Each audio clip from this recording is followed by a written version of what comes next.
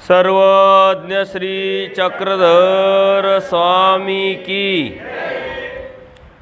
श्री क्षेत्र डोमेग्राम येथे 1 तारखेपासून जो आपण कार्यक्रम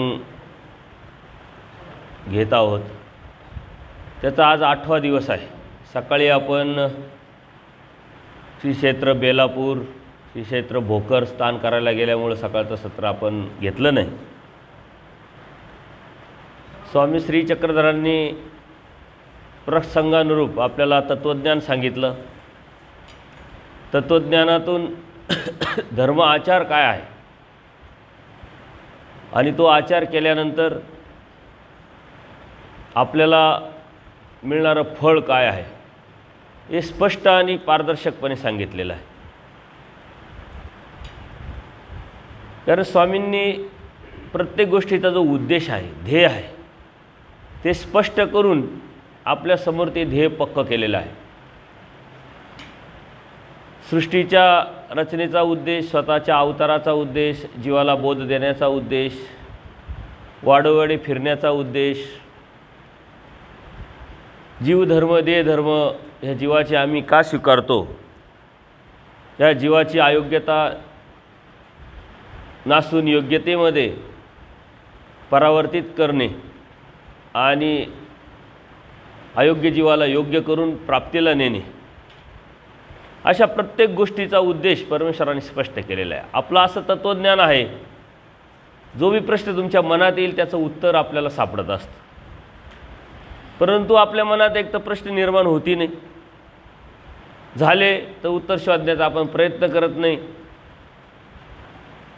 तरी आपण मात्र धार्मिकता करण्यामध्ये कुठेही कंजूसी करत नाही, धार्मिकता आपण करत राहतो। मग ती धार्मिकता कशाच्या आधारे आहे? परंपरा, यांनी केलं म्हणून त्यांनी केलं म्हणून त्यांनी, कोणीतरी काहीतरी सुरू केलं, मग हे योग्य की अयोग्याचा विचार न करता तीच रूढ, तीच परंपरा किंवा तोच धर्म पुढे पडत राहतो आणि जनसामान्यांमध्ये तो पक्का होऊन जातो। वास्तविक प्रत्येक गोष्टीचं परमेश्वराने प्रसंगानुरूप आपल्याला विवेचन केलेलं आहे आणि त्या विवेचनानुसारच धर्म आपल्यापर्यंत यायला पाहिजे, यायला हवा। परंतु तसं न होता बऱ्याचशा गोष्टी आहे का ज्या आपल्याला माहीत पण नाही तरी आपण करत आलो। काल परवा आपण बऱ्याच अशा डोमेग्रामच्या लीळांमधून चिंतन करून समजून घेण्याचा प्रयत्न केलेला आहे। प्रत्येक लीळेमध्ये काहीतरी तत्व, सिद्धांत, काहीतरी आचार परमेश्वराने आपल्याला सांगितलेला आहे आणि हे करत असताना त्या लीळा आपल्याला माहीत नाही असं नाही, त्या लीळा पण आपल्याला माहिती आहे। आपण स्थानवंदन केलेले असतात, लीळा माहीत असतात, सांगता येतात, कुठंतरी ऐकलेले असतात, परंतु आचरणात आणणं मात्र आपल्याला जमत नाही। याचं कारण का की तशी परिस्थिती, तसा माहोल, तो सुवस्थित स्थिती आपल्याला आजूबाजूला दिसत नाही। थोडक्यात धर्माला पोषक असं वातावरण जर असेल आणि धर्माच्या अनुषंगाने आपल्याला इकडचं तिकडचं पाहायला भेटलं, दिसलं, तर आपण धर्माला अधिक दृढ होत असतो आणि त्यावरती चालण्यासाठी आपला प्रयत्न आपण करत असतो। कारण आपल्यालाही कोणीतरी दिसलं पाहिजे, कोणीतरी लक्षात आलं पाहिजे, कोणीतरी आपल्याला सांगितलं पाहिजे, कारण जीवाला स्वतःहून ज्ञान काही संभवत नाही। आणि म्हणून मागच्या वेळेस आपण बघितलं की गुरुपशी अधिकृती न वर्तावे, त्याचा अर्थ काय आहे आणि त्यातून आजची परिस्थिती काय आहे।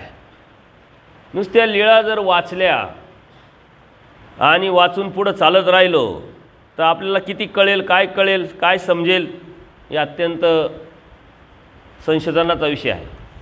परंतु त्यानुसार आजची परिस्थिती धर्माची काय आहे, यथास्थिती काय आहे, हेही बघणं अत्यंत गरजेचं आहे, तेवढंच महत्त्वाचं पण आहे। कारण अनेकांना आपण त्यावेळेस तत्वज्ञान सांगतो तेव्हा असं काही दिसत नाही, ती आजचीच परिस्थिती तशी नाही आहे, त्यावेळेची देवाच्या वेळेची सुद्धा परिस्थिती तशीच होती। हे देवाच्या सन्निधानातली लीळा आहे, देवानी घडवलेले आहे आणि त्या लीळाद्वारेच आपल्याला शास्त्र पण सांगितलेलं आहे.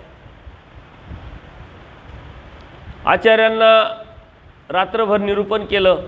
निरूपण करत असताना पाठ झाल्यानंतर आश्चर्यचकित म्हणतात, अहो पाठ झाली, रात्र गेली निरूपणामध्ये, आणि मग देव म्हणतात, अहो पुरुषाच्या या दर्शनासाठी युग गेली म्हटले.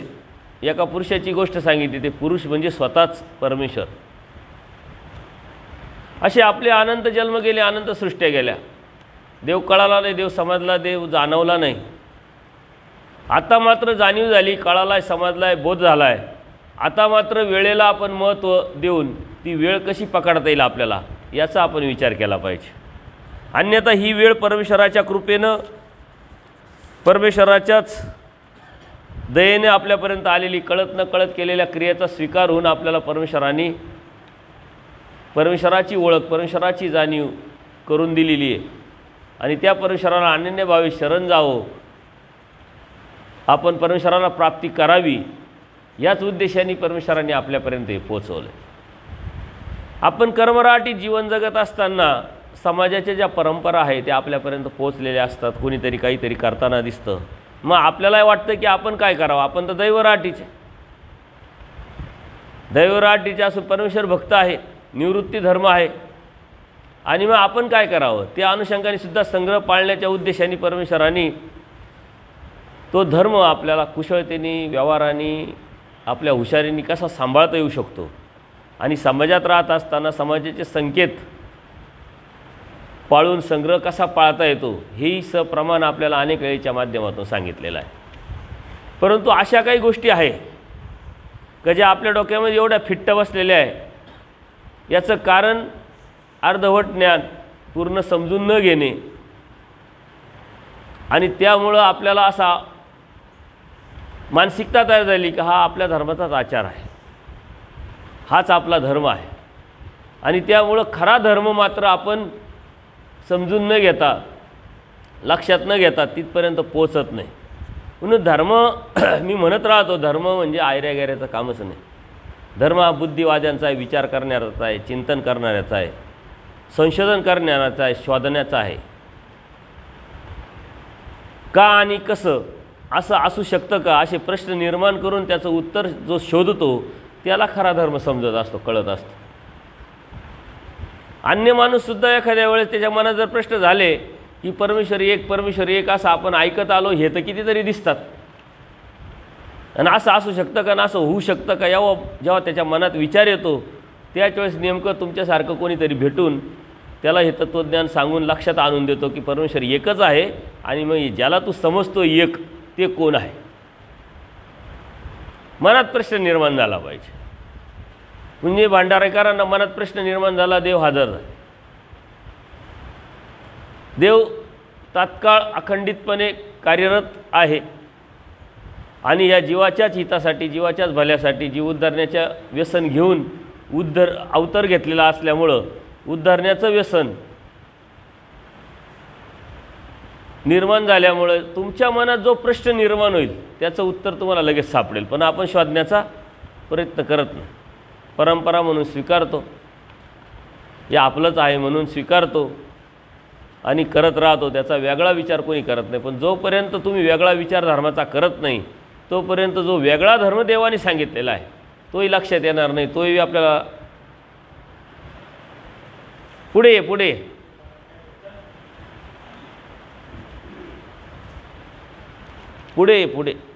एक नंबरला हुशार विद्यार्थी एक नंबरला बसतात बस. म्हणून आपण या गोष्टी लक्षात घेतल्या पाहिजे. धर्म खूप मोठा आहे. परमेश्वराचा धर्म, परमेश्वर जितके मोठे तितकेच परमेश्वराचा धर्म मोठा, त्यांची आचार विचार प्रणाली तेवढीच मोठी. म्हणून आपण ज्याच्यात धर्म बघतो, धर्म शोधतो, धर्म पाहतो, तो खरंच धर्म आहे का याचा विचार जेव्हा तुमच्या मनात कधीतरी कराल तेव्हा तुमच्या लक्षात येईल. आज ज्या लीळेचं आपण चिंतन करणार आहोत ती लीळ अत्यंत महत्त्वाची आहे, आणि आज समाजामध्ये त्या लीळेच्या संदर्भात अत्यंत संभ्रमावस्था पण आहे. कालच संध्याकाळी परमार्ग सेवक रवींद्र पाटील यांनी त्या लीळेला स्पर्श पण केला, परंतु लीळा आली लीळा गेली. लीळा ऐकली मात्र समजली किती, आतमध्ये घुसली किती, डोक्यात बसली किती हे मात्र विचारलं तर काही मात्र लक्षात येत नाही. तो कर्मराटीचा सिद्धांत आहे, दैवराटीचा सिद्धांत आहे. कर्मराटीचा सिद्धांत दैवराटी म्हणून का स्वीकारला, कोणी सुरुवात केली, का लक्षात आलं नाही, याच्या पाठीमागे जर आपण गेलो तर आपल्याला त्याचं उत्तर मात्र सापडणार नाही. परमेश्वर अवतार घेतल्यानंतर वाडोवेडी फिरत असताना अनेक भक्तांच्या प्रश्नाला उत्तर देत देत आपल्याला धर्म उलगडून देत असतात, सांगत असतात. आणि ते परमेश्वराचं वैशिष्ट्य आहे. भगवद्गीतेमध्ये गेल्यानंतर हे लक्षात येईल की श्रीकृष्ण महाराजांनी डायरेक्ट ब्रह्मविद्या सांगितलीच नाही. हा देवतेचा धर्म, त्या देवतेचा धर्म, हा सिद्धांत, तो सिद्धांत सांगता सांगता मग ब्रह्मविद्या शास्त्रापर्यंत आले आणि मग स्वतःचं जे मत आहे, स्वतःचं जे धर्म आहे ते प्रतिपादन करून जीवाला काय करायला काय करायचं याची स्वातंत्र्यता मात्र देऊन टाकली. हे बघ असं असं आहे, आता तूच निर्णय घे. निर्णय मात्र आपल्यावरती सोडला. आणि म्हणून मी सांगत राहतो, धर्म हा बुद्धिवाद्यांचा आहे. ज्याची निर्णय क्षमता पक्की आहे, परिपक्व आहे, स्ट्रॉंग आहे, तो मात्र धर्म काय समजून उमजून निर्णय घेऊ शकतो. स्वामी श्री चक्रधरांचंही तशीच पद्धत आहे. देवतेचे धर्म सांगितले युग धर्मामध्ये, विद्यामार्गामध्ये विद्या सांगितल्या, त्याचे फळं सांगितले, अन्यवृत्तीमध्ये देवता सांगितल्या. वास्तविक या जीवाला परमेश्वर प्राप्तीला द्यायचं आहे. या जीवाला परमेश्वर प्राप्तीला नेण्यासाठी सृष्टीची निर्मिती करून स्वतः अवतार घेतलेला आहे. त्यांनी फक्त परमेश्वराचं तत्त्वज्ञान सांगायला पाहिजे होतं. ना जीवाचं, ना देवतेचं, ना प्रपंचाचं सांगण्याची काही आवश्यकताच नव्हती. परंतु परमेश्वराने जीवाला पहिले जीव सांगितला, स्वतःचा सर्व भूतकाळ आपल्याला आपल्या समोर आणून टाकला. होता कुठं, कसा होता, कशासाठी काढला आणि कशासाठी आला, आणि तुझ्यामध्ये आता काय काय आहे, तुला काय अडचणी निर्माण होतील, आणि तुला का काढलं आणि कुठं न्यायचं आहे, द्यायचं काय आहे तुला, सर्व सांगितलं आहे. त्यातली कमतरता सांगितली, त्यातले गुण सांगितले, त्यातले दोष सांगितले, आणि निर्णय मात्र आपल्यावरती सोडला. तसंच देवतेच्या संदर्भात देवता किती, त्यांचं स्ट्रक्चर कसं, त्यांच्या काम करण्याच्या पद्धती कशा, त्या जीवाला काय देऊ शकतात, त्यांची स्वरूप मर्यादा, त्यांच्याकडे असलेले पंचप्रकार, आणि त्यांचा आपल्या शरीरामध्ये असलेला भाग, मग पिंडस्थ असेल, मळ असेल, अधिष्ठान असेल, आणि त्यांचं कार्य, प्रत्येक गोष्ट आपल्याला परमेश्वराने क्लिअर केलेली, स्पष्ट केलेली, काहीच बाकी ठेवलेलं नाही. आता देवता अशा अशा आहे बघा. आता विचार करा तुम्ही, जीवानी जीवाची भक्ती करायची, जीवानी देवतेची भक्ती करायची, त्याच्या पुढे जाऊन प्रपंच सांगितला, त्याची व्याख्या सांगितली, तो कुठं असतो, काय असतो, व्यक्त स्वरूपी, अव्यक्त स्वरूपी, त्याचं कार्य, कारण, स्वरूप, लक्षण सर्व सांगितलं.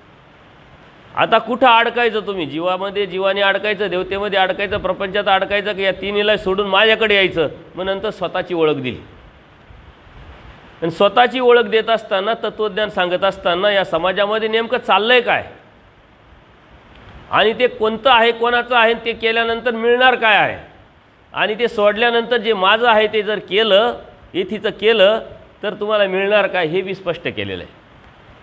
समाजात राहायचे, समाजाचे संकेत पाळावं लागतात. जीवाला जर आपण सांगितलं की काहीच करावं लागत नाही, फक्त देवदेव स्मरण कर, चिंतन कर, तुझ्या मनामध्ये जी शुद्धता आहे, बुद्धीमध्ये जी शुद्धता आहे, अंतःकरणामध्ये जी शुद्धता ती निर्माण करण्याचा प्रयत्न कर. तुला कुठं जायची गरज नाही, काही करायची गरज नाही,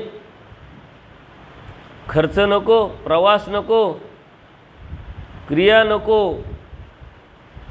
तर त्यांना पटेल का जीवाला, तर तिला यांना काहीच येत नाही, हे अज्ञान आहे. म्हणजे तुम्हाला कामाला लावणाऱ्यांना तुम्ही खूप ज्ञानी समजता.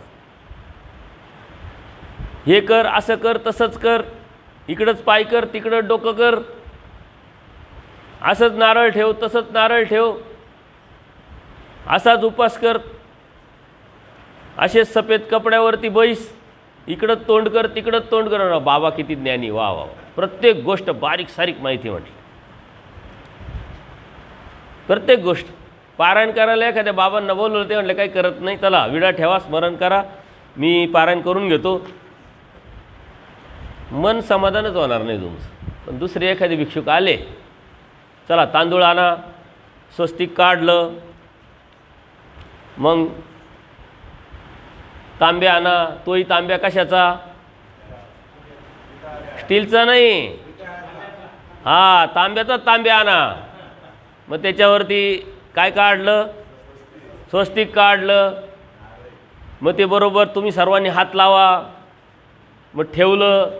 मग नारळ आणा, मग पानं आणा, मग कुंकू, हळद, अक्षता, सारं व्यवस्थित सोपस्कर झालं. मग त्यावर विडा, मग पोथीवर विडा, मग साधूला विडा. हे खरे ज्ञानी साधू, त्यांना सारं येतं बारीक सारीक प्रत्येक गोष्ट. हां, मग तुमचं समाधान व्हावं, कारण 1 तास गेला ना त्याच्यात तुमचा. आलेन केले निघून गेले, तुम्हाला काय जोडणार, अरे आलेन गेले लगेच निघून गेले, वरून 1500 रुपये घेऊन गेले, काय माझ्या. तुम्ही गाडी तुमची खराब झाली समजा, गॅरेजवाल्याकडे गेलो, गॅरेजवाल्याला लक्षात येते का फक्त एक वायर निघाली याची, 0 मिनिटात होऊन जाईल आणि 5 पैसे लागणार नाही, 5 पैशाचा खर्च नाही. तो काय म्हणतो अगोदर 1500 रुपये लागत.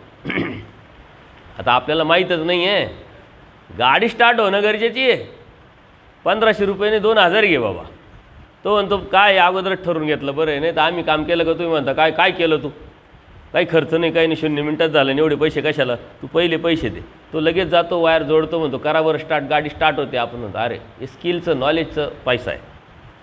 आमचं असंच झालं होतं एकदा, असंच डोमेग्रामलाच येत होतो आम्ही, आणि डिझेल टाकायची तर जी टाकीचं जे झाकण होतं ना ते झालं लॉक. डिझेल गाडीत कमी व्हायला लागलं, डिझेल टाकायचं झाकण काय उघडे ना. पेट्रोल पंपावरती गेलो, तो चावी टाक, हे कर ते कर, ते काही निघे ना. म्हटलं तोडताड करण्यापेक्षा आपण एखाद्या गॅरेजवाल्याला बघू म्हटलं. या श्रीरामपूरमध्येच एका गॅरेजवाल्याला सकाळचीच वेळ होती, 9-10ची, गॅरेज उघडं होतं म्हणून उभं केलं. तो नेटकाच आला होता. म्हणे काय झालं, म्हटलं ही डिझेलचं जे झाकण आहे ते उघडत नाही, म्हटलं काहीतरी करा. काय झालं नेमकं पहा, मला वाटलं आता ते खोलावं लागेल, बऱ्याच गोष्टी, बरंच डोक्याला ताण आहे म्हटलं. तो आला, पाठीमागचा दरवाजा खोलला, एक अशी वायर होती ती अशी ओढली, लगेच झाकण उघडलं आणि दरवाजा लागूनही गेला आणि आतही गेला. तो मला काय झालं समजलंच नाही. म्हणलं याच्याकडे काय जादू आहे का काय. त्याच्याकडे परत आत गेलं, म्हणे का झालं ना, उघडलं ना. म्हटलं कसं उघडलं हे दाखवा ना, काहीच कळालं नाही ना म्हटलं. तो हसायला लागला, म्हणे असंच असतं म्हटलं. जर माहीत नसेल ना तर ते बी खूप मोठं अडचणीचं ठरतं. कंपनीने प्रत्येक गोष्ट आपल्याला दिलेली, फंक्शन आपल्याला दिलेलं आहे. बघा लोडेड गाड्या राहतात. लोडेड म्हणजे काय, वजनाच्या नाही, पूर्ण फंक्शनच्या लोडेड. वरचं मॉडेल त्याच्यामध्ये प्रत्येक फंक्शन असतं. फंक्शन माहितीच नसेल तर त्याचा काय उपयोग आहे. मॅन्युअली पण दिलेलं असतं, जर काही प्रॉब्लेम आलाच ॲटोमॅटिक गाडीला तर मॅन्युअली पण कसं करता येईल ते बी दिलेलं असतं. आता ते ॲटोमॅटिक गाडी काही जमेना, मग ते मॅन्युअल कधी समजूनच घेतलं नाही. तो आला, त्यांनी दरवाजा उघडला आणि ही कॉड आहे ना अडचणीच्या काळात उपयोगी येण्यासाठी आहे म्हटले. नुसतं ओढलं का लगेच उघडतं म्हटलं. इतकी सोपी गोष्ट, परंतु 4 तास आम्ही हैराण झालो होतो. अशा गोष्टी असतात. धर्म जर आपल्याला माहीत नसेल ना तर आपण असंच हैराण झालेलं, आपलं आयुष्य असेच हैराणीमध्येच गेलेले. काय करावं आणि कसं करावं हेच कळत नाही. याला विचारावं ते वेगळं, त्याला विचारावं तो वेगळं. तर योग्य गॅरेजवाल्याकडे जाणं खूप गरजेचं राहतं. परंतु ते योग्य समजणं, कळणं, जाणणं, शोधणं, तिथपर्यंत पोचणं एवढंही मात्र सोपं नाही आहे. या गोष्टी आपण दररोजच्या अनुभवात असतो. एखादी गोष्ट अत्यंत क्षुल्लक असते, पण माहीत नसेल तर ती आपल्यासाठी खूप मोठी असते. देवाने आपल्याला सारं क्लिअर सांगितलेलं आहे आणि काहीच करायचं नाही आहे. काय करायचं हे बी सांगितलेलं आहे, काहीच करायचं नाही हे पण सांगितलं आहे. परंतु आपण काय करायचं हे सोडून जे करायला नाही लावलं तेच करत राहतो. आणि म्हणून आपल्याला धर्म अवघड वाटतो, अडचणीचा वाटतो, टेन्शनचा वाटतो.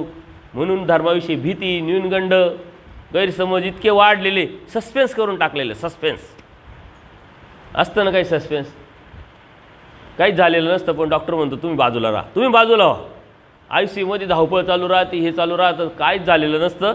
परंतु त्याला माहिती आहे जर याला काहीच झालं नाही आज सांगितलं तर मग बिल कसं काय काढता येईल, बरोबर की नाही. काही पिक्चरमध्ये ते दाखवतात पण एक व्यक्ती गेलेली राहते, तो डॉक्टर म्हणतो गेला, म्हणे गेला हे तुला मलाच माहिती, दुसरं कोणाला माहिती आहे म्हणे, नातेवाईकांना कुठं काय माहिती आहे म्हणे, पार्टी जरा व्यवस्थित दिसती म्हणे, तू एक काम कर बाहेर जाय, मोठी लिस्ट काढ औषधांची, त्यांना सांग जरा अवघड काम आहे, क्रिटिकल काम आहे, सिरियस पेशंट आणलेलं आहे तुम्ही, पण आमच्या हातात प्रयत्न करणं, आम्ही प्रयत्न करतो, तुम्ही प्रार्थना करा म्हटली. ती धावपळ झाली, पेशंट गेलेलं आहे, पण ती धावपळ मग पैसे काढण्याच्या उद्देशाने सर्व होतं. मग तिथं पिक्चरचा हिरो अवतरतो, त्याच्या लक्षात येतं, तो आतमध्ये जातो, डेथ सर्टिफिकेट काढून घेतो आणि नंतरही पैसे खर्च करायला सुरुवात करतो. सर्व खर्च केल्यानंतर सांगतो डेट तर झालेलं आहे, डेथ सर्टिफिकेट तुमच्याच हॉस्पिटलने दिलं आहे आणि हे पैसे कशाचे घेऊन राहिले. हे तुम्ही पिक्चरमध्ये अनुभवलेलं असतात. हे पिक्चरचं आहे, समाजातलं आहे, हे येतं कुठून, हे यातलंच आहे. आपल्याला कोणीतरी काहीतरी समजावतं आहे, लक्षात आणून देतं, हे मात्र आपल्या लक्षात येत नाही, समजत नाही. देवाने तेच काम केलेलं आहे, देवाने समजावलेलं आहे, सांगितलेलं आहे, शिकवलेलं आहे, पण आपण मात्र समजायच्या पलीकडं गेलेलो आहे. आपण काय म्हणतो कुठं विषयाची परीक्षा करून टाका मोकळं, आपल्याला वेळ नाही आणि काहीच नाही केलं तर आपलं समाधान पण होत नाही, काहीतरी केलं पाहिजे. अशीच एक लीळा आहे आणि त्या लीळा दररोजची आपण अनुभवत असतो. ती कर्मराटीचा सिद्धांत आहे की दैवराटीचा सिद्धांत आहे, सर्व ऐकल्यानंतर तुम्हाला लक्षात येईल आणि त्याचा आज आपल्या धर्मामध्ये किती बोलबाला हे बी लक्षात येईल. श्राद्ध भोजन, श्राद्ध म्हणजे कशाचं, श्राद्ध म्हणजे काय, वर्ष श्राद्धाचं. आणि दशक्रियेचं कशाला म्हणतात, दशक्रियेचं जेवण कशाचं म्हणतात, त्यालाही बी कशा काय म्हणतात, श्राद्ध जेवण आणि दशक्रियेचं जेवण याच्यात काय फरक आहे. वर्षानंतर केलं आणि हे 10 दिवसांनीच केलं, एवढाच फरक आहे ना, बाकी काहीच नाही आहे. कारण ते बी गेलेल्या माणसाच्या निमित्ताने हे गेलेल्या माणसाच्या निमित्ताने फरक काही आहे का. वर्षांनी करा नाही तर 10 दिवसांनी करा, श्राद्धाचंच ना. दशक्रियेला काय म्हणतात आपण म्हणतो ना, श्राद्ध घालणं, श्राद्ध घालणं वर्षाच्या नंतर म्हणतो आपण, आणि दशक्रियेला दशक्रिया म्हणतो 10 दिवसाच्या. पिंड पाडणे, पिंड म्हणजे काय, आपलं शरीर आहे की नाही, शरीर तर पडलेलं राहतं, डबल पाडायची काय गरज आहे की नाही. शरीर एकदा गेलं, त्यांनी जे कर्म केले त्या कर्मानुसार त्यांनी ते पाडलेलं असतं, त्याला जे फळ मिळणार आहे ते त्याला मिळणार असतं. आता त्यानंतर केलेल्या नातेवाईकांनी ज्या बी क्रिया आहे त्याच्या निमित्ताने केलेल्या आहे, त्याला किती लाभतील, किती भेटतील, किती फायदेशीर ठरतील हे आपण मात्र काही सांगू शकत नाही. देवाने मात्र ते नाकारलेलं आहे. स्मृतिस्थळामध्ये सुद्धा आचार्याने सांगितलं, व्यक्ती गेली, त्याचं जे अंत्यविधी केला, विषय मिटला. परंतु मग बाकी तर हे साऱ्या ज्या गोष्टी आल्या या आल्या कुठून, धर्मात तर आहेच नाही. आचार्यांनी तेच सांगितलं आणि आचार्यांना तर देवाने वर दिला आहे, हा काय आपलं बोलेल, हा इथेच बोलेल म्हटलं. आणि देवाने बी तेच सांगितले, देवाने बी आपल्याला स्पष्टता आणलेली. श्राद्धाचं जेवण, सकाळचा पूजा अवसर झालेला आहे आणि स्वामी आतील ओट्यावरती निवांत बसलेले आहे. भट म्हणजे आचार्य आणि नाथोबा काय करताय, काहीतरी माती काम करताय, व्यापार करताय. आणि हे व्यापार करत असताना त्यांच्याकडे कोण आले, रेम नाईक. कशासाठी आलेले, त्यांच्या घरी श्राद्धाचं जेवणाचं आमंत्रण देण्यासाठी. ते आले, म्हटले चला आमच्याकडं श्राद्धाच्या जेवणाचं तुम्हाला आमंत्रण आहे. जसं आज आपण दंडोत घालतो किंवा मग आमंत्रण देतो, पत्रिका पाठवतो, तसं ते बी आले सांगायला. आता स्वामी श्री चक्रधरांच्या सन्निधानात असलेले जे भक्त ते कोण होते, ब्राह्मण होते. श्राद्धाचं जेवण हे ब्राह्मणांना जीव घालण्याची एक परंपरा आहे पूर्वी, आजही बी आहे. काही लोक अन्य लोकांमध्ये ब्राह्मणाला जीव घातलं का मग श्राद्धाचं असेल किंवा दशक्रियेचं असेल, ब्राह्मणाला जीव घालायचे. हां काय झालं, हां ते आता ते तुम्ही ठरवायचं, जेवत नाही, पण इथं सांगितलं आहे ब्राह्मणाला जीव घालण्याची एक पद्धत, एक रीत होती म्हणून त्यांनी काही ब्राह्मण सांगितले होते आणि हे बी ब्राह्मण आहे म्हणून सांगायला आले होते. जर यदाकदा हे ब्राह्मण नसते तर ते रेमनाईक यांना सांगायला आले असते का, आमंत्रण द्यायला आले असते का? नाही. का त्यांना माहिती आहे ब्राह्मणच म्हणून अधिक 2 ब्राह्मण सांगावे, 4 ब्राह्मण सांगावे म्हणून ते इकडं बी आमंत्रण द्यायला आले. ते म्हटले आम्हाला काय सांगता, देवाला सांगा म्हटले. देवानी सांगितलं, देवानी पाठवलं तरच आम्ही येऊ, अन्यथा आम्ही येऊ शकत नाही.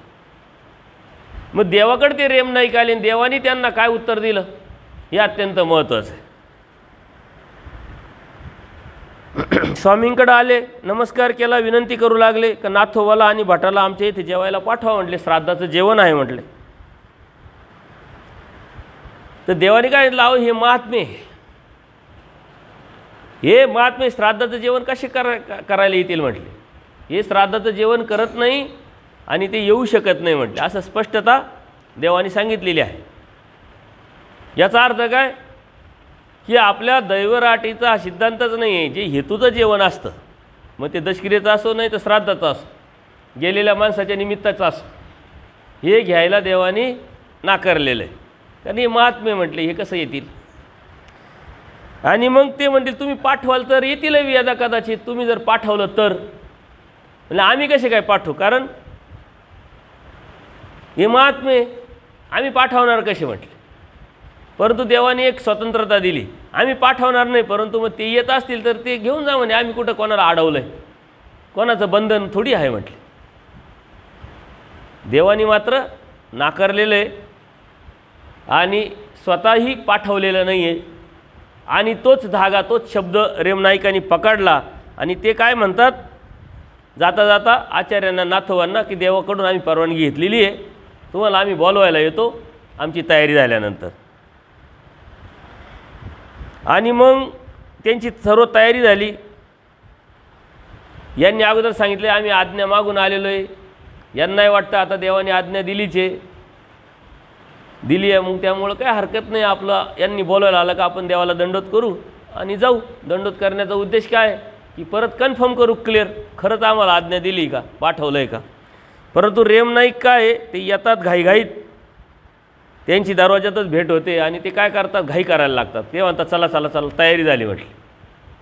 ते म्हटले थांबा आम्ही देवाला दंडोत करतो. म्हणे नाही नाही नाही, देवाला दंडोतही करू नका आणि देवाकडे जाऊच नका, आता तुम्ही असेच परस्पर चाला म्हटले.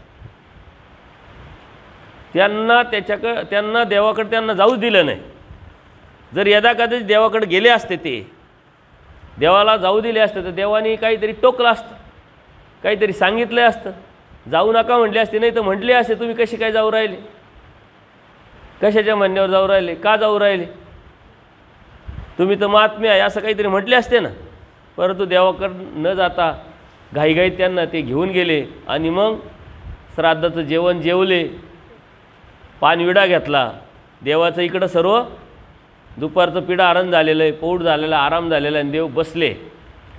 आणि त्यांची यायची वेळ आणि त्यांना पाहिलं, देव काय सांगतात, औसांना कावडं लावा म्हणे, हे बाहेरच ठेवा. आता औसांना खूप दिवसाची संधी भेटली, कारण औसांना खूप त्रास दिला. औसाला उचकून दिलं, औसाला मानगुटीला धरलं, बाहेर काढून दिलं.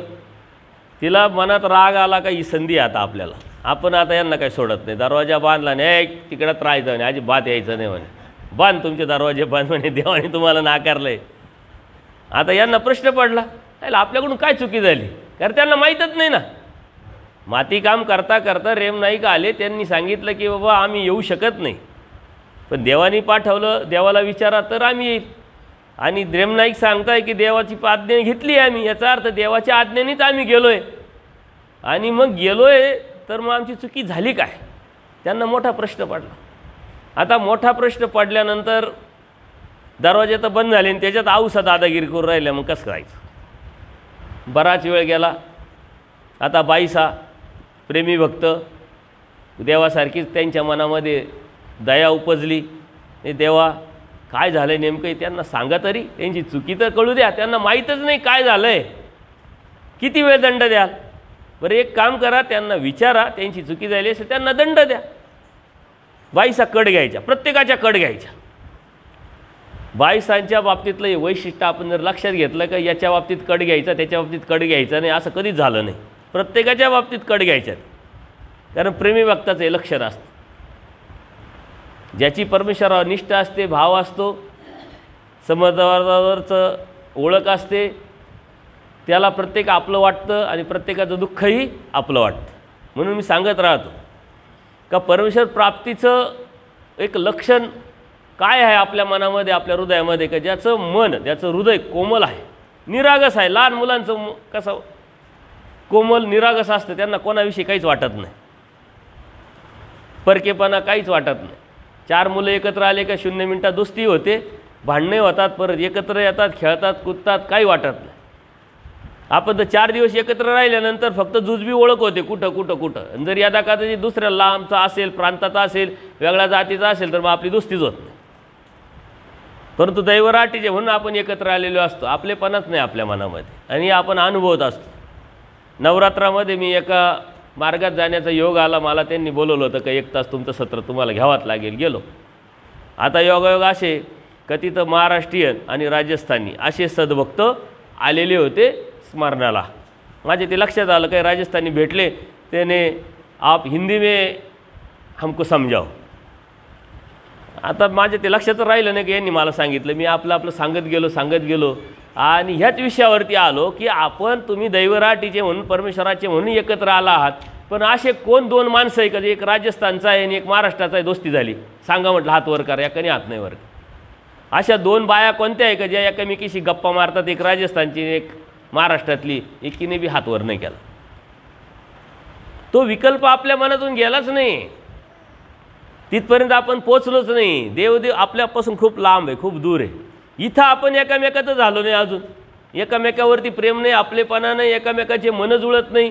त्याचं काय दुखत आहे आपल्याला कळत नाही, आपलं काय दुखत आहे त्याला कळत नाही. आपण जेव्हा एकामेकाशी समरस होऊ ना, त्यावेळेस देवापर्यंत जाण्याची एक रस्ता आपल्याला तयार होईल. देवाने आपल्याला ही रंगीत तालीम दिलेली, तुम्ही या, दैवराटीत या, बोध दिला, जाणीव दिली, शास्त्र दिलं आहे, तुम्ही एकत्रपणे या. पण एकत्र आल्यानंतर तुम्ही कसे राहतात, कसे वागतात, कसे बोलतात, दुसऱ्याविषयी तुमच्या काय भावना आहे, यावरती ठरल ही परीक्षा तुम्ही पास का नापास. इथं तर प्रत्येकाच्या मनामध्ये प्रत्येकाविषयी संशय, गैरसमज, न्यूनगंड, कटुता, हा याचा तो त्याचा, विकल्पच विकल्प. या रंगीत तालमीतच जर आपण फेल गेलो तर खऱ्या तालमीत आपण पास होऊ शकत नाही. तसं त्यांना काहीच माहीत नाही, दरवाजे तर बंद झाले ना, औसा सांगताय अजिबात यायचं नाही. मग बाईसांच्या विनंतीवरून देवाने आत घेतलं.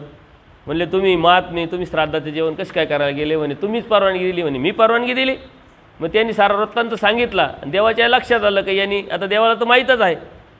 म्हणले नाही, दंड तर करावा लागेल, चुकी तर घ्याली. म्हणजे तो लाख सांगेल तुम्हाला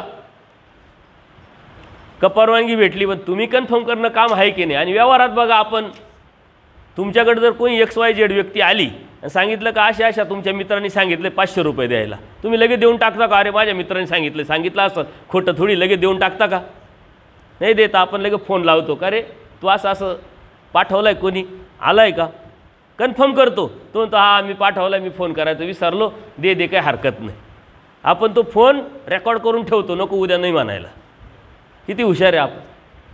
यदा कदाचित एखाद्याने सांगितलेलं असेल की XYZ व्यक्ती येईल, त्याला 1000 रुपये दे, मी तुला नंतर देऊन टाकील, असं सांगितलेलं आहे, त्याला माहिती आहे कन्फर्म. पण ती व्यक्ती आल्यानंतर हा परत फोन करतो, ती व्यक्ती आली बरं का आणि दिले बरं का, म्हणजे द्यायचं का नाही हेही कन्फर्म करतो, दिल्यानंतर दिले हे बी कन्फर्म करतो की नाही.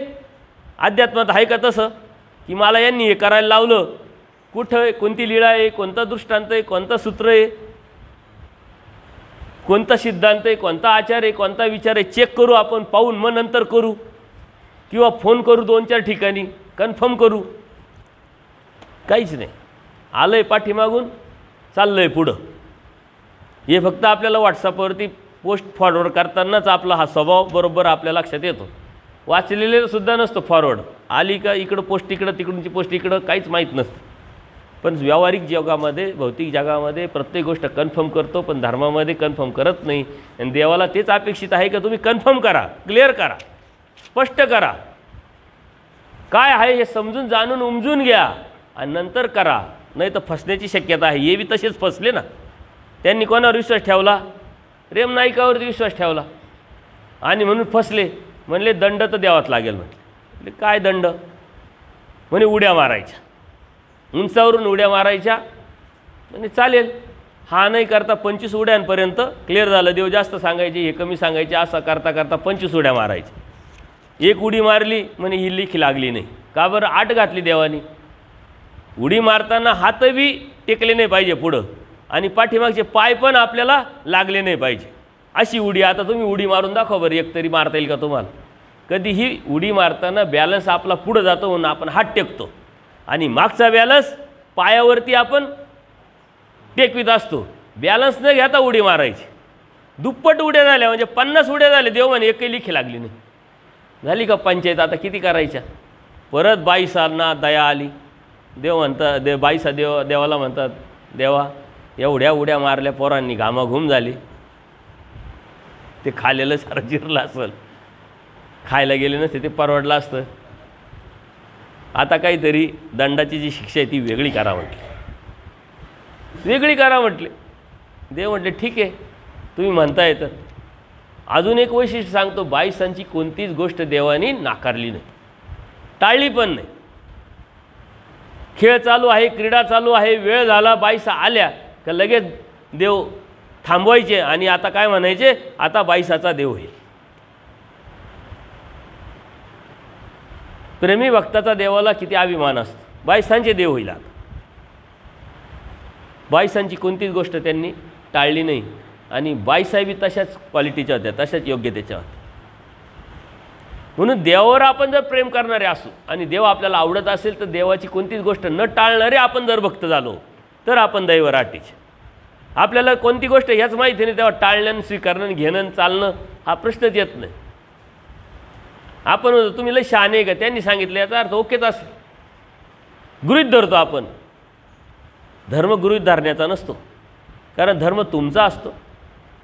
त्या धर्मातून हित अहित हे तुमचंच असतं, कोणाचं दुसऱ्याचं नसतं.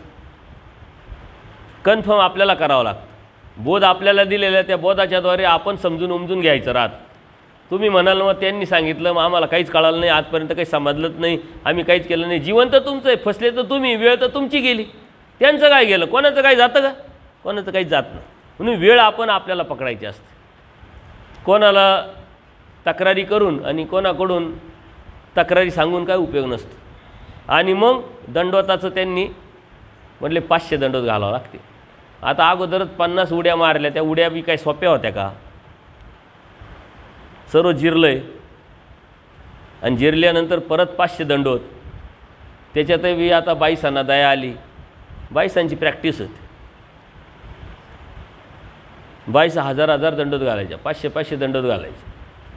ते म्हणले 250 दंडवत मी एकटी घालते आणि हे दोघं जण आहे या 250 म्हणजे 125 दंडवत त्यांना घालायला लावले. आता एवढ्या उड्या आणि एवढे दंडवत घातल्यानंतर श्राद्धाचा असो तर कशाचं असो जेवलेलं जिरल का राहील? जिरलं.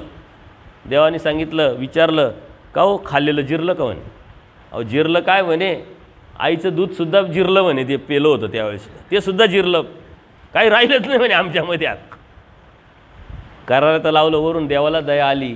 22 म्हणले आहे का पाणी भात? यांना खाऊ घाला, जेव घाल. काय लीळा सांगते आपल्याला देवाने काय सांगितलेलं आहे?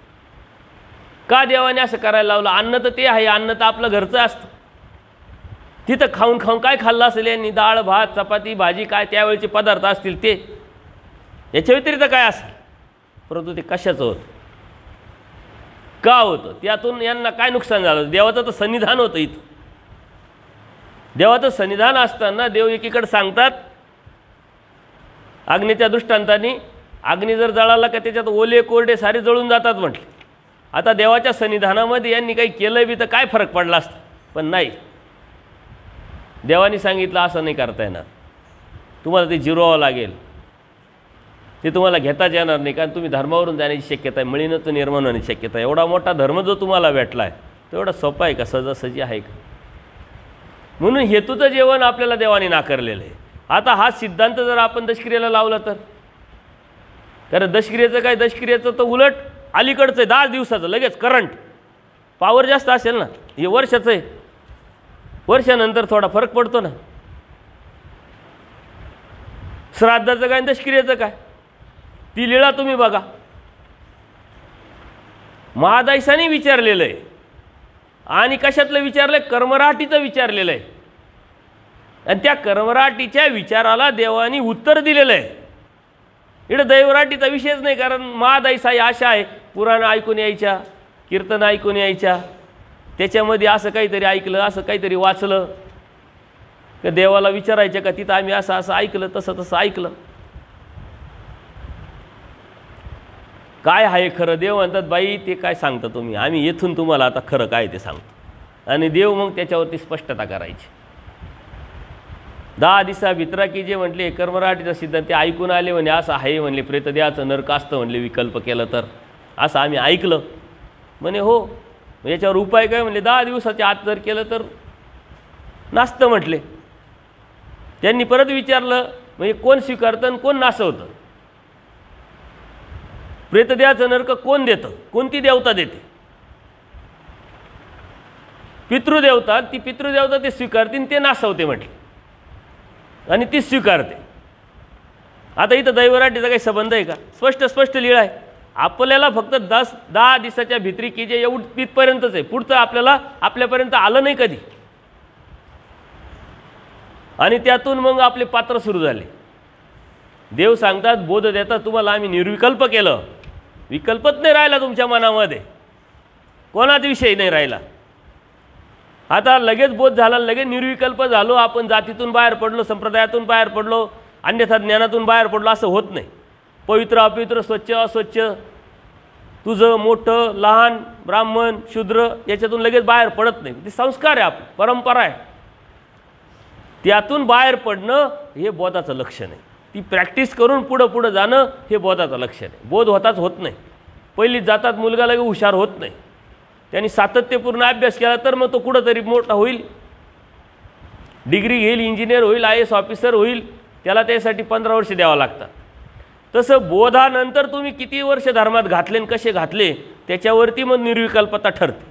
सारं माहीत असूनही जर तुम्ही तू करत असेल, छोटं मोठं करत असेल, तुझं माझं करत असेल, मग तुम्हाला बोध झाला कसं समजायचं? आणि ज्याला या विकल्पातून बाहेर पडता येत नाही त्याला प्रेतदेहाचं नरक होतं. आणि ते प्रेतदेहाचं नरक नासवण्याचं काम ती देवता करते, ते कर्मराटीसाठी. दैवराटीसाठी तो विषयच नाही आहे, तो सिद्धांतच नाही आहे, कारण ते हेतूचं आहे. हेतू दृष्टपर हे देवतेचं असतं. परंतु ते आपल्या माथी मारण्यात आलं आणि नंतर त्यातून बराचसा व्यवसाय चालू झाला ना. आज त्याच्यावरती भरपूर चर्चा चालू असते. प्रत्येक ठिकाणी हा प्रश्न मला विचारला जातो. काही ठिकाणी तर मला असा प्रश्न विचारला की म्हणे बाबा अनुसाराची काय गरज आहे, संन्यासी याची काय गरज आहे, देवाला व्हायचं काय गरज आहे? म्हणे का बरं? देवता असा पात्र दिल्यावर भेटतो म्हणे. नाही, कोणी सांगितलं? म्हणजे आम्हाला सांगितलं का तुम्ही गेले का तुमचे पात्र किती देतात, किती दिल्या जातात त्याच्यानुसार देव तुम्हाला भेटल. देव भेटणं म्हणजे काय नरकात न जाणं. जर पात्र दिले आणि जर नरक चुकतात याचा अर्थ देव भेटतो. म्हणजे अन्यथा ज्ञान आपल्यापर्यंत अयोग्य पद्धतीनं जर आलं तर आपल्या मनामध्ये धर्माविषयी किती संभ्रम आहे, किती भ्रम आहे. त्याच्यामुळं निर्विकल्प झालेल्या जीवाचं प्रेतदेहाचं नरक होत नाही. ज्याला प्रेतदेहाचं नरकत नाही त्यासाठी पात्र नाही. बरं झालं तर झालं, मग कोणाला नाही होणार म्हटले? जोगी याला प्रेतदेहाचं नरक नाही. जोगी कोण?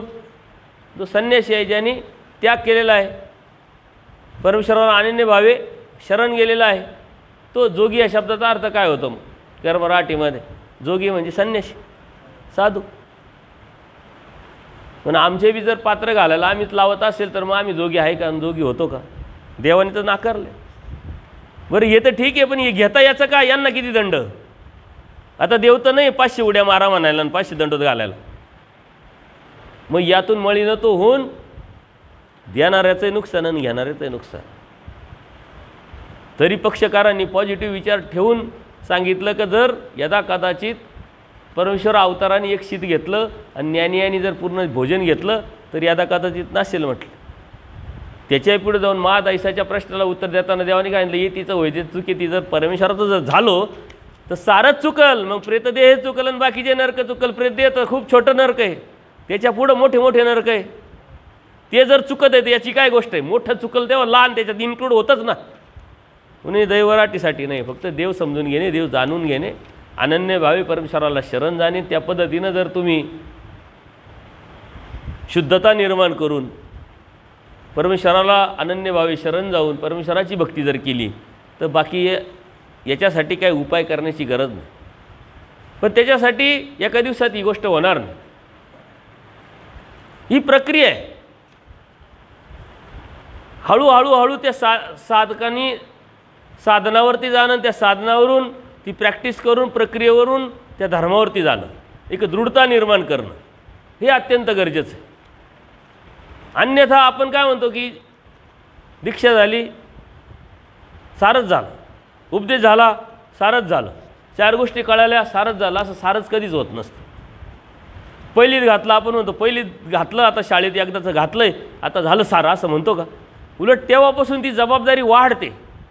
त्याच्याकडे लक्ष देणं, त्याला ट्युशन लावणं, तो अभ्यास करतो आहे का नाही, योग्य बरोबर शाळेत जातो आहे का नाही, शिक्षकांना अधूनमधून भेटी देणं की हा बरोबर अभ्यास करतो की नाही, हा व्यवस्थित बसतो की नाही, हे लक्ष द्यायला तेव्हा सुरुवात होते. शाळेतच घातलं नाही तर आपण शिक्षकाला अगोदर जाऊन विचारतो का का आमचा मुलगा कसं काय बरा आहे का. तो शाळेतच नाही तर विचारून उपयोग काय. म्हणून बोध दिल्यानंतर जबाबदारी वाढते, दीक्षा घेतल्यानंतर जबाबदारी वाढते. त्याच्या अगोदर जबाबदारी वाढण्याचा विषय येतो कुठं. परंतु ती प्रॅक्टिस अगोदरच करावं लागते आणि ती केल्यानंतरच आपल्याला देव भेटतो, देव समजतो. वेळा भरपूर आहे. देवाने त्यातून काही मेसेज दिलेले आहे, ते मेसेज आपण समजून घेतले पाहिजे. सेवेच्या भावनेत आपल्याला भाव कसा असला पाहिजे, आपला हेतू असला कसा पाहिजे. सुंदरपैकी देवाची एक लीळा आहे. बाईसाचे लकू बाईसांनी पाय धुणे. बाईसा व्यापार करून थकलेले आहे, दुपारची वेळ आहे आणि बाईसा आराम करताय, झोपल्या आहे. देवाचं बी पौड चालू आहे, आराम चालू आहे, बाईसा बी आराम करताय. लकूबाईसा तिकडून येते आणि त्या लकूबाईसांनी बघितलं का बाईसा आराम करताय, झोपलेले. आणि मग त्यांनी काय केलं, वजरीने चांगले घासले त्यांचे पाय. वजरी म्हणजे वजरी या शब्दाचं आपल्या विटकर असते बघा, वीट थोडेसे खुचले, त्या विटेने त्यांनी ते पाय घासले, तेल लावलं व्यवस्थितपणे. त्या झोपलेल्या आहे गाढ, त्यांना बरं वाटते, त्यांना माहीतच नाही काय चाललं आहे, परंतु यांचा भाव आहे, हा यांचा हेतू आहे. तेलाने चोपडले, बाईसांनाही समाधान वाटलं. आणि ही गोष्ट मग बाईसा उठल्यानंतर देवाला त्यांनी सांगितलं. स्वामी म्हणले, बाई हे काय तुमचे पाय धुतले. देवाला किती अभिमान आहे बाईसांचा. अहो हे त्यांनी तुमची नाही सेवा केली, त्यांनी आमचीच सेवा केली. त्यांनी तुमचे पाय धुतले नाही, ते आमचेच पाय धुतले. देवाला अभिमान आहे. म्हणजे आपला भाव तसा असला पाहिजे, हे माझ्या देवाचे आहे आणि या माझ्या देवाचे आहे म्हणून मला तर डायरेक्ट देवाची सेवा नाही करता येत. त्या भावनेने आपण सेवा केली पाहिजे, त्या उद्देशाने, त्या विचाराने, त्या मनाने आणि त्या दृष्टीने आपण सेवा केली पाहिजे. अन्यथा आपल्या सेवामध्ये बी तडतड फडफड जर असेल आणि उपकाराची भावना असेल तर ती सेवा देवापर्यंत जाईल का. बरं आपल्याकडं कोणी येईल का. आपल्याकडं जो येईल तो देवाचाच येईल, धर्माचाच येईल, दैवराटीचा येईल. परका माणूस येईल का. तुम्ही परका माणूस तुमच्याजवळच येत नाही, तुम्ही त्याच्याजवळ जात नाही. सकाळचाच अनुभव आहे. आपण सकाळी एका गाडीत गेलो की नाही देवदर्शन करायला, ती गाडी अन्य माणसाची होती आणि तो गाडीवाला कुठला होता, देवगावचा. तिथं स्थान आहे पण त्या देवगावला एकही उपदेशी कुटुंब नाही. तो म्हणतो मंदिर आपल्या घरा शेजारीचे. म्हणलं कधी जातो का मंदिरात. म्हणे नाही जात नाही. का बरं. काही माहीतच नाही म्हणे. मान भाऊ आमच्याजवळ येत नाही, मान भावांजवळ आम्ही जात नाही म्हटलं. कधी कोणी काही सांगत नाही, काय चाललं आहे, कोण लोक आहे हे आम्हाला माहीत नाही म्हटलं. म्हणजे एवढ्या जवळ स्थानाच्या असून त्या व्यक्तीची एवढी संभ्रमावस्था, ती व्यक्ती ग्रॅज्युएट आहे, तरुण मुलगा आहे, तेव्हा इतरांचं किती गैरसमज असेल, विचार करण्यासारखी गोष्ट. त्याला मग जाता जाता काही गोष्टी सांगितल्या. तो नॉनव्हेज खात होता, का खाऊ नये त्यांनी सांगितलं. सोडलं म्हणे बाबा जाऊ द्या, मला कोणी सांगितलंच नाही, घरचे कोणी खात नाही, पण मी असं मित्रांबरोबर इकडं तिकडं. मग त्याला सांगितलं मानव संप्रदाय काय आहे, परमेश्वर काय आहे, देवता काय आहे, तुम्ही काय करता, आम्ही काय करतो, हे जे साधू संत यांनी काय नेमकं केलेलं आहे हे जर सांगितलं म्हणजे आम्हाला माहीतच नाही, आम्हाला असं वाटलं की कोण लोक हेच आमच्या लक्षात येत नाही म्हटलं. म्हणजे एवढ्या जवळ राहून महानुभाव कोण हे जर त्यांना माहीत नसेल तर याचा पाठीमागं आपण कुठंतरी कमी पडतोय. जर मी असं लावलं असतं अन्य कथनाचा दोष, हाताची घडी तोंडावर बोट, लोहे पाणी गळलेले असं, आता गप्प बसायचं, काहीच बोलायचं नाही. त्याची संभ्रमावस्था वाढली असती का कमी झाली असती?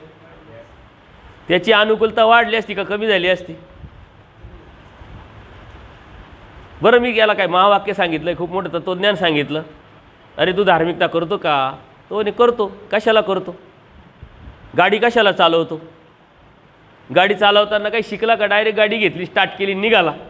नाही हो बाबा, मी पहिले दुसऱ्याच्या गाडीवर होतो, मग शिकलो, मग लायसन काढलं, मग मला कळालं शेतीत आहे, मग काहीतरी केलं पाहिजे म्हणून मी गाडी घेतली, 2 पैसे भेटतात, शेती करता येते, आपले बी वाहता येतं.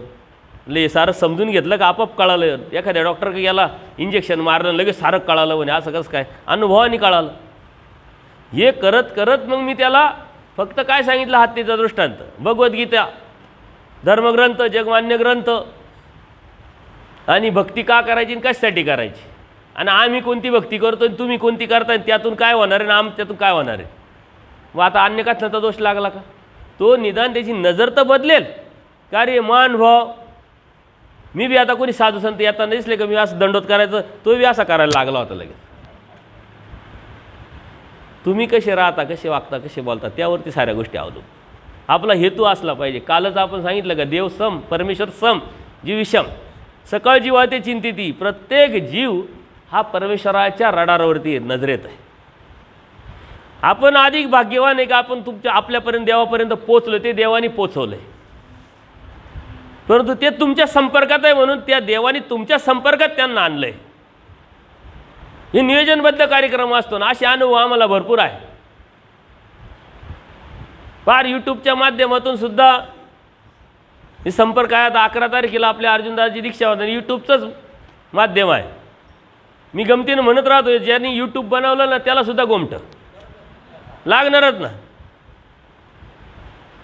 कारण त्याच्यातून कितीतरी वाईट गोष्टी होत असेल, परंतु थोडीफार चांगली गोष्ट होती, त्याचा फायदा देव देणारच, कारण देव न्यायिक आहे.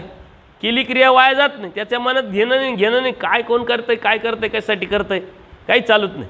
पण ते माध्यमसुद्धा देवाने स्वीकारलं, वापरलं म्हणून स्वीकारलं ना, स्वीकारलं म्हणून त्याचं वापरलं, त्या वापरातून रिझल्टही भेटला. ही दुसरी दीक्षा यूट्यूबच्या माध्यमातून. पहिली सांगलीची. आपण कोणीच काही करू शकत नाही. करणारा देव आहे, देणारा देव आहे, घेणारा जीव आहे. फक्त आपला हेतू, आपला भाव, आपली इच्छा, आपली वासना कशी आहे त्यावरती स्वीकार आहे. आणि ह्या करण्याच्या पाठीमागं आपण धर्म किती समजून घेतला आहे, ज्ञान किती समजून घेतलं, किती जाणून घेतलं, हे लक्षात घ्यायचं आहे. जगराटीसाठी आपण करतो, बऱ्याच गोष्टी करायला पाहिजे, करतो, पण संग्रह पाळायचा आहे. एखादी व्यक्ती गेली तर 10 दिवसाच्या आत समाजासाठी लाजकाज आपल्याला पुष्पांजलीचा कार्यक्रम करावा लागतो, पण कर्मकांड करायची गरज नाही. ब्राह्मणांना पिंड पाडा, केस काढा. आता ह्या लीळेतून आणि ह्या गोष्टीतून अजून दोन्ही लीळा आहे, 2 लीळेचं त्याचं प्रमाण आहे. पात्रे घालायची काही गरज नाही. बरं, ज्याला पात्र घालतो तो कोण आहे? जे पात्र स्वीकारतात ते कोण आहे? ते दैवराटीचे ज्ञानी आहे. त्यांना आपण पात्र देऊन, म्हणजे पण दृष्टपर क्रिया करून त्यांना आपण धर्मावरून घालवतोय का धर्मावर आणतोय? धर्मावरून घालवतोय. आणि धर्मावरून घालवल्यानंतर त्याचा दोष कोणाला आहे? आपल्याला आहे. म्हणजे एक तर आपण धर्मावर नाही, जे आहे त्याला बी धर्मावरून काढतोय. म्हणजे चांगलं जोडतोय का वाईट जोडतोय? बरं, गेलेला जीव आहे, त्याच्या कर्माने देव त्याला काय द्यायचं ते देणार आहे. आणि कर्मराटीसाठी तो सिद्धांत असताना आपण इकडं लावून ते इकडं ठाक्या चालू आहे, त्याचा उपयोग काय? कोणत्या ठिकाणचे कोणते सिद्धांत ते समजून घेऊन जर ते केले तर त्याचा उपयोग होत असतो. इथं निवृत्ती धर्म आहे, इथं कोणत्याही प्रकारचं काही कर्मकांड करायची गरज नाही. म्हणजे आलं कुठून? ही सारी वैदिकता आहे. या वैदिक शास्त्रामध्ये 18 पुराण वेद शास्त्र जे आहे त्यात गेल्यानंतर हे त्यात सर्व आहे. गरुड पुराण वाचा, वेदामध्ये अभ्यास करा, चिंतन करा, हे त्यात आहे. एकदा देव काय म्हणतात, सकळही शास्त्र या शास्त्राशी मिळते, हे शास्त्र कुठंच मिळणार नाही. महाराज सर्व शास्त्राचं उत्तर इथं आहे आणि यातलं उत्तर जर तुम्ही पुराणात पाहायला गेले तर मग तुम्ही कुठंतरी फसताय, कुठंतरी कमी पडताय. म्हणून या गोष्टी करायच्या नाही. म्हणजे करताय कोण, करायला लावतंय कोण, घेतंय कोण, सिद्धांत कुठला, त्याचा काहीच ताळमेळ बसत नाही. त्याच्यामुळे हे काही करायची गरज नाही. आता त्याचे रेट पण ठरले, 600 रुपये 500 रुपयाशिवाय दशक्रियाच नाही. आता कोणाची तरी दशक्रिया कोणीतरी देतं 500 रुपये घेऊन. म्हणजे काय झालं, 500 रुपये घ्या आणि दशक्रियेचं खा, तिकडं भेटल काय भेटायचं ते. हा शुद्ध व्यवहार झाला. लय तळमळ असेल, लय प्रेम असेल की हा व्यक्ती चुकीच्या ठिकाणी जायला नको, धर्माला चांगला होता, त्याच्याविषयी प्रेम आहे मला, त्याच्या निमित्ताने मी देवाला प्रार्थना करतो आणि त्याच्या निमित्ताने मी घेतो. इकडं पैशाचा विषय येतो कुठं, प्रेम आहे ना तुमचं. यांचं कॉन्ट्रॅक्ट घेतलं आहे ना तुम्ही नरकात जाऊ नये म्हणून, पैशाचा येतो विषय कुठं. परमप्रीती करा तर परमप्रीतीचंच लक्षण दिसलं पाहिजे, प्रीतीचं लक्षण दिसलं पाहिजे. प्रीतीमध्ये संकल्प नाही, व्यवहार नाही, काहीच नाही. कारण प्रीतीमध्ये हेतूच नसतो, प्रीतीमध्ये फक्त प्रेम असतं. आणि प्रेमाच्या व्यतिरिक्त जर काही असेल तर मग त्याच्यामध्ये सारच असतं.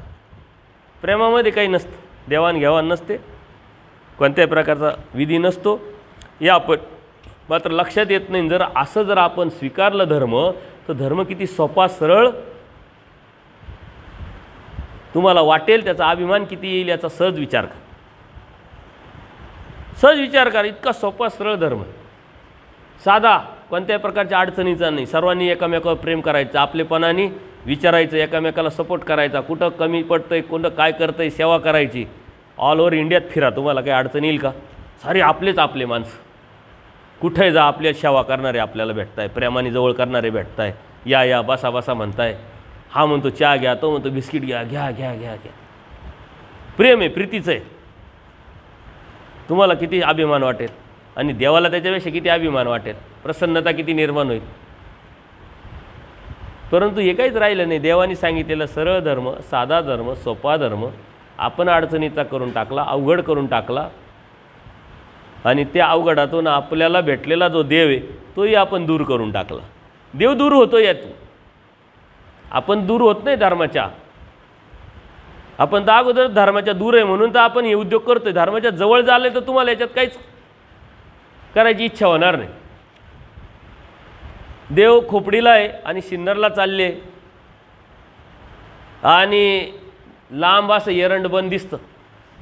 ते आता लांबून फक्त बाईसांना झाडं दिसले, त्याला काहीतरी लगडलेले आंबे वाटले त्यांना. ते म्हटले आंबे बन किती मोठं आहे, मस्त मस्त आहे, आंबे आले म्हटले. देव काहीच नाही, गप्प बसले. देवाला माहिती आहे आता जवळ गेल्यानंतर काय ते समजेल, स्पष्टता येईल. जसजसे जवळ गेले देव म्हणतात बघा बाईसांचं आंबे बन म्हणले. ते राहतं एरंड बन, म्हणजे एरंडाचे झाडं. देव गंमत करतात, देव गंमत करतात, नाथबाई गंमत करतात. बाईसा म्हणते देव करतात करतात तू कशाला करतो, गप्प बैस म्हटले. देवानी दूरदर्शी याचा दृष्टांत सांगितला. तिथं लांबून जर आपण बघितलं तर लक्षात येईल झाड आहे, कशाचं झाड आहे पण आपल्याला माहीत नाही, पण झाड आहे. जसजसं जवळ जाऊ तेव्हा आपल्याला कळेल का झाड कशाचं आहे, आंब्याचं आहे, जांभळीचं आहे, एरंडाचं आहे, कशाचं आहे कळेल. पण जवळ गेल्यानंतर त्या झाडाखाली उभं राहिल्यानंतर त्यातले मग सारे लक्षणं वैशिष्ट्य आपल्याला कळतील. तसं धर्म लांबून पाहिलं तर धर्म आहे, जवळ गेलं तर मानव संप्रदाय आहे. आणि त्याच्यात जर घुसलो तर मग धर्माचं वैशिष्ट्य लक्षणं कळतील आणि ते स्वीकारले तर मग आपल्याला त्यातून त्याचा उपयोग होईल. त्या झाडाच्या खाली गेल्यानंतर लक्षात येईल का आंब्याचं झाड आहे, तर मग ते आंबे आता खायला उपयोगी आहे की नाही आहे आपल्याला कळेल आणि त्याचा आस्वाद घेता येईल. तसं धर्मात आलो तर धर्म कळेल आणि धर्मात आल्यानंतर धर्म करता येईल. आपण धर्मात आहे का, जर धर्मात नसेल तर धर्म कळाला नाही, धर्म कळाला नाही म्हणून धर्म करत नाही. करतोय काय मग, वैदिक परंपरा जर आपण सांभाळत असेल तर आपण निवृत्ती धर्माचे दैवराट परमेश्वराचे कसे होऊ शकतो? कारण देवाने वैदिक धर्माव्यतिरिक्त जो धर्म सांगितला आहे तो आपल्याला समजून घ्यायचा. 1 विद्या, 2 विद्या, 8 विद्या, 6,9 कोटी विद्या, 72 कोटी विद्या देवानी का सांगितली? 1 विद्या ती ब्रह्मविद्या. द्विधा शांभव, मग साऱ्या देवतेच्या विद्या सांगितल्या. 1 विद्या ती ब्रह्मविद्या, ती वेगळी करण्याचं कारण काय देवाला? ती वेगळी सांगितली त्यांनी आणि बाकीच्या साऱ्या देवतेच्या विद्या वेगळ्या सांगितल्या. आपण आता परमेश्वराचे आहोत तर ती 1 विद्या ती ब्रह्मविद्या ती स्वीकारायची का बाकीचं स्वीकारायचं? परमेश्वराची विद्या ती ब्रह्मविद्या ती जर स्वीकारली तर त्या ब्रह्मविद्येमध्ये या काहीच गोष्टी येत नाही ना, कर्मकांड आणि विधी. निवृत्ती धर्माविषयी येतो कुठं? ज्यांनी जे केलं त्याला ते फळ भेटणार आहे, तो देव देणार आहे. उपायाचा विषयच येत नाही. जीवानी उपाय करायचे जिवंत असेपर्यंत आणि त्यांनी स्वतः वैयक्तिक करायचे आणि ते बी आत्मशुद्धीच्या माध्यमात, वैचारिक शुद्धीच्या माध्यमात. आणि ते उपाय त्यांनी नाही केले तर त्याचा कॉन्ट्रॅक्ट मात्र दुसऱ्याला कोणाला दिलेलं नाही देवाने. आता देवाची तशी प्रवृत्ती असेल आणि दैवराटीचा एखादा जीव असेल तर याच डोमेग्राममध्ये देवाने बी स्वीकारलेलं आहे. परंतु देवानी इकडं तिकडं करण्यापेक्षा चला काय हरकत नाही, तुम्हाला तसं वाटतं तशी मानसिकता आहे ना, मग मात्र करण्याची आवश्यकता नाही. त्यांनी जे केलं त्याला ते भेटत असतं आणि तोच दैवराटी आहे हे आपण लक्षात घेतलं पाहिजे. उपाय सांगितलेला त्या उपायाचा आपण वेगळा विचार करत असतो, त्याच्यात आपल्याला काही गोष्टी लक्षात न आल्यामुळे परंपरेकडे जात असतो, कोणाला तरी विचारत असतो, त्या विचारातून आपल्यापर्यंत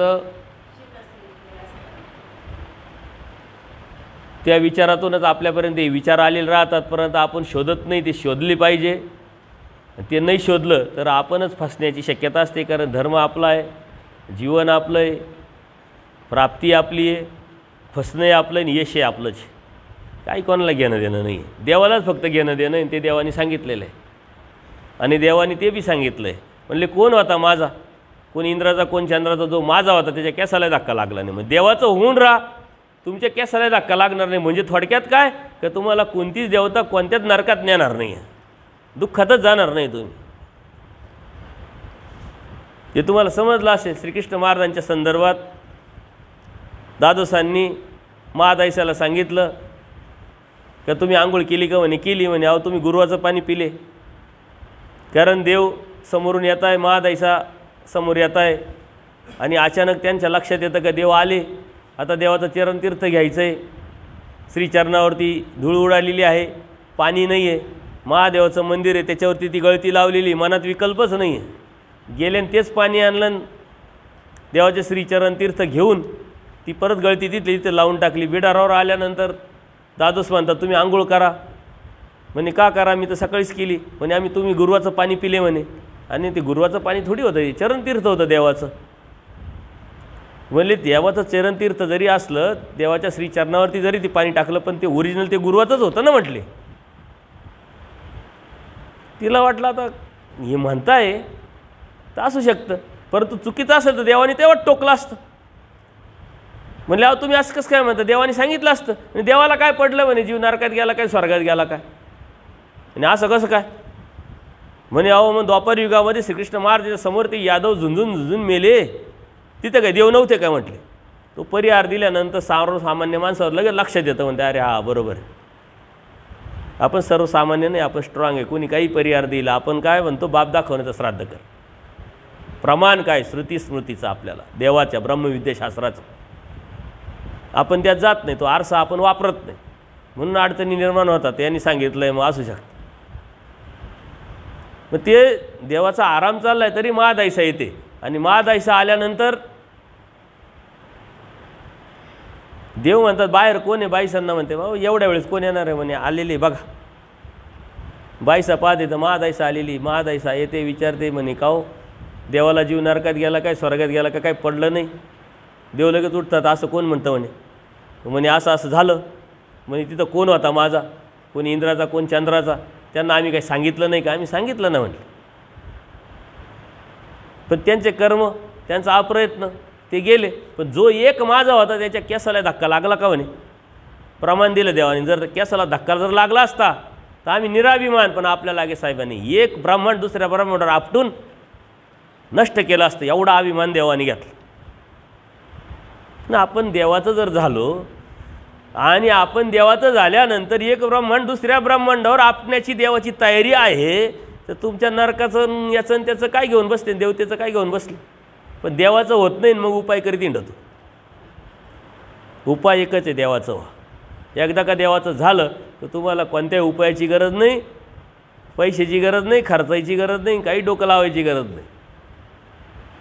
आपण उपाय धर्म समजून घेत नाही, धर्माचं होत नाही, देवाचं होत नाही, आणि बाकीचे उपायालाच मग आपण स्वीकारून धर्मात असून अधर्म करीत राहतो. देव तरी काय करतील. देवाने तर कानशीच्या ब्राह्मणाने सांगितलं तर आम्ही प्रसन्न झालो, माग काय मागायचं. एकदा नाही तीनदा मागितलं, त्यांनी तेच मागितलं. देवाला मजबूर नाही ना, कारण काय, जबरदस्ती थोडी देऊ शकता. देव म्हणता ठीक आहे बाबा, आता तुला एवढं सांगू नये, जर तू ऐकतच नाही मग तताच तू काय करणार. मग देव भेटला, देव समजला, देव कळाला, तर देवानी काय द्यायचं आहे ठरवलेलं आहे तेच आपण मागायचं आहे. पण त्याच्या व्यतिरिक्त आपण सारी दुनिया मागवतो, पण ते मात्र मागत नाही. आणि म्हणून सारे आपल्या जीवनात अडचणी आहे. धर्म समजून घेऊन उमजून घेऊन जर केला तर अत्यंत सोपा सरळ, कोणत्याही प्रकारचं काही लागत नाही, इतका सुंदर धर्म आपल्याला देवकृपेने देवाने दिलेला आहे. परंतु सुंदर धर्म आपण अडचणीत आणतो आहे फक्त आपल्या अज्ञानानं. ते अज्ञान फेडणं, ते समजून घेणं, जाणून घेणं आणि प्रश्न निर्माण करणं. का करायचं, कशासाठी करायचं, कोणतं प्रमाण, काय प्रमाण, त्यातून फायदा काय, तोटा काय, विचारा. जोपर्यंत तुम्ही क्लिअर होत नाही, जोपर्यंत तुमचा प्रश्न निकाली निघत नाही, तोपर्यंत कोणतीच गोष्ट करू नका. हा धर्म आहे. देवाने सांगितलं आहे इथीच्या पाठीमागं धावाल, माझ्यासारखं दिसेल आणि तुम्ही धावाल. मला चेक करायचं सुद्धा, ते सुद्धा शास्त्रातूनच चेक करा म्हटलं. मी जरी भविष्यात आलो तरी मला प्रश्न विचारा आणि मी खरा आहे का खोटा आहे हे बी चेक करा. आणि तसा प्रसंग आला. पूजनीय माईम भट दोन देवाचं सन्निधान, एवढे ज्ञानी ते भुलले तर आपली काय, आपल्याला तर काही विषयच नाही. आपल्याला कोणी येतं टपका मारून जातं, लक्षात येत नाही. चालले याच्या पाठीमाग, चालले याच्या पाठीमाग. कर्मराटीत एक म्हण आहे बघा, बिन बुडाचं गाडगं, ज्याच्या संपर्कात आलं तो तिकडं. तसं आपण होता कामा नाही. आचार्य मात्र पक्के. आचार्याने निरोप पाठवला का हो असं कसं होईल, ती ब्रह्मवाणी ती खोटी कशी ठरेल. आणि तुम्हाला जो पहिला प्रश्न पहिल्या भेटीत देवाने विचारला तोच त्यांना विचारा आणि मग ते क्लिअर होईल. आणि म्हणजे नाच जाणं डुप्लिकेट निघाला. देवाने अगोदरच लीळा करून ठेवली होती, माझ्यासारखं आले तर कसे ओळखाल म्हणले, यांनी त्यांनी आचार्य म्हणते शास्त्राने. हे तुम्ही म्हणताय बरोबर आहे. धर्मातून शास्त्रातून देव धर्म ओळखून त्यावरती चालणं हा आपला सिद्धांत आहे. आणि म्हणून ज्ञानमोचक सांगितले. ज्ञानमोचक आपण म्हणतो, पण म्हणते ते कोणतं ज्ञानमोचक, तर हे ज्ञानमोचक, अशा पद्धतीचं ज्ञानमोचक. देवाने एवढ्या अनंत जन्मानंतर अनंत सृष्ट्यानंतर एवढ्या प्रयासाने आपल्याला धर्म दिला आहे. आणि आपली छोटीशी चुकी किती मोठं नुकसान करून जाऊ शकते याचं जर आपण किंमत लक्षात घेतली तर मात्र आपल्या मनामध्ये आपण रिस्कच घेणार नाही. एक तर परमेश्वराने खूप मोठी रिस्क घेतलेली आहे. निरानंद जीवाला आनंद देण्यासाठी परमेश्वराने हा सारा उपद्याप केलेला आहे. ऑलरेडी आपण निरानंद आहोत, आनंद घेण्याच्या लायकीचे नाही, योग्यतेचे नाही, तरी देण्यासाठी देवाने हट्टास केला आहे, उपद्याप केला आहे. म्हणजे देवाने खूप मोठी रिस्क घेतली आहे. आपण रिस्क घ्यायला तयारच नाही. आपण म्हणतो जाऊ द्या काय करायचं, हे करा ते करा ते करा. पण थोडीशी रिस्क घ्या, समजून घ्या, जाणून घ्या. जाणून उमजून केलं तर देवालाही प्रसन्न वाटेल, प्रसन्नता निर्माण होईल आणि देव प्राप्त करणंसुद्धा आपल्याला सोपं होऊन जाईल. आणि आपला धर्म हा अत्यंत सोपा आहे, सरळ आहे, आपल्या लक्षात येईल. सर्वज्ञ श्री चक्रधर स्वामी की दंडवत हो.